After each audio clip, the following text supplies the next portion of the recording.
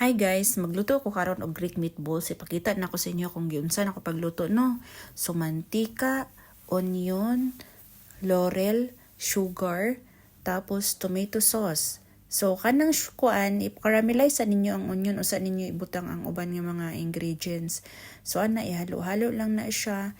Tapos akong meat, ako nagibutang sa oven for 30 minutes na siya guys para maluto siya na daan tapos mag-brown tapos di na siya mabungkag. So ako na dayon nang gibutang ang isa ka pakiti nga tomato sauce no, salt and pepper day na guys. Gamay man ako ang kalahat so gibalhin ako siya kaldero kay kailangan na siya magsalom-salom ato ang meat din na. So mag-add din tag 1 cup of water.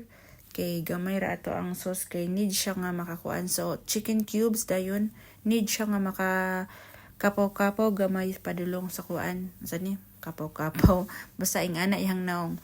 So ato na din ang ibutang ato ang kuan meat dayon ato siyang ibutang sa ato ang sauce.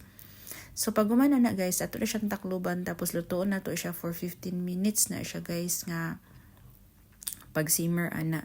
Pero i-check sa ninyo guys kay basig mudukot ang ilalom basin ka ng kusog kay inyong kalayo.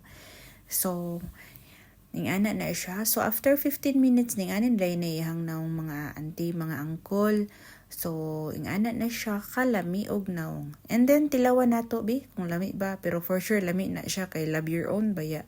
Love your own recipe baya. So ning ana ra pagluto guys. So soft siya nga dili siya nabuo, dili siya bungkag. Salamat sa pagtan-aw. Bye.